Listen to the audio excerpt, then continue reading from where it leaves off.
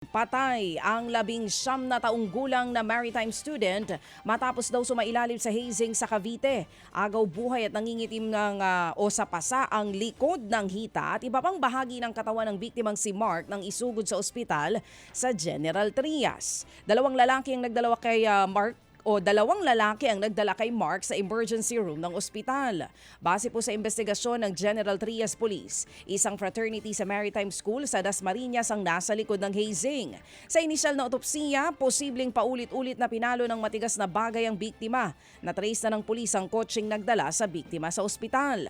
Inabandona ito ng dalawang lalaki na huling kasama noon ni Mark. Napag-alamang pagmamay-ari ito ng isang tauhan ng BJMP. Nakausap naman ng News 5 ang BJMP personnel na siyang may-ari ng kotse. Tumanggi siyang magpa-interview sa harap ng kamera pero ang kwento niya, hiniram daw ng kapatid niyang si alias John ang kanyang sasakyan. Hindi pa umuwi si alias John at hinahanap ng mga pulis ngayon para tumulong sa pagbibigay linaw sa kaso. Patay ang isang babae sa Katarman, Northern Samar matapos po naman siyang pagbabarilin ng kanyang dating ka-live-in na sundalo. Nakuna pa po ng CCTV ang pagbunot ng baril ng suspect.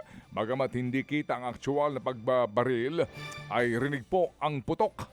Dead on the spot ang biktima sa tama ng bala sa kanyang ulo. Sa paunang investigasyon ng mga pulis, napag-alaman pong nagsampa ng kasong violence against women and children ang naturang biktima laban sa suspect. Kagagaling lang daw noon ng suspect at ng biktima sa korte para po sa kanilang hearing nang mangyari ang krimen.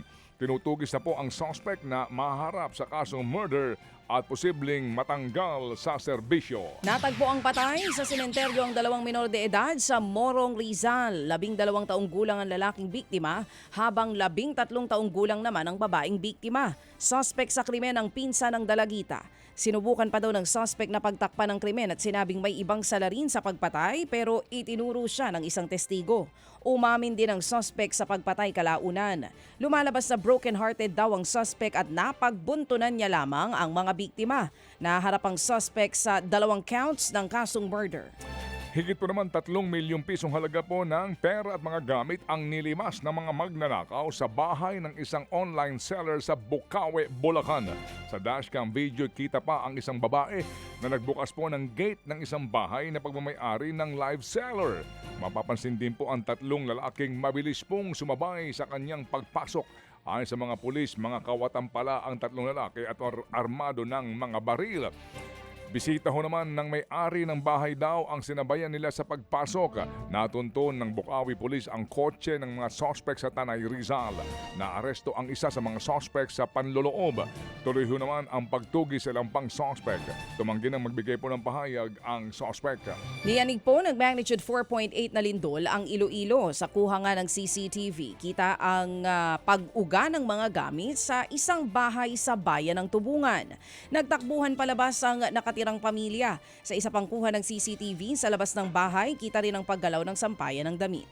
Pasado 6:00 kagabi nang maitala ang pagyanig sa kanluran ng bayan ng Gimbal.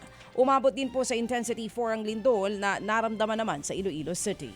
Mga kapatid, brothers and sisters, saan ka pa? Dito na tayo sa totoo.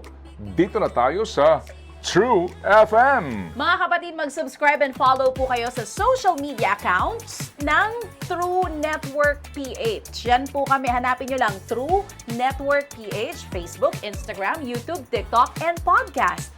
Mapa Apple or Spotify man yan, mahahanap nyo kami. Lahat ng mga napapanood at napapakinggan nyo po sa programa, nasa social media accounts namin yan. So paano mga kapatid? See you sa social media!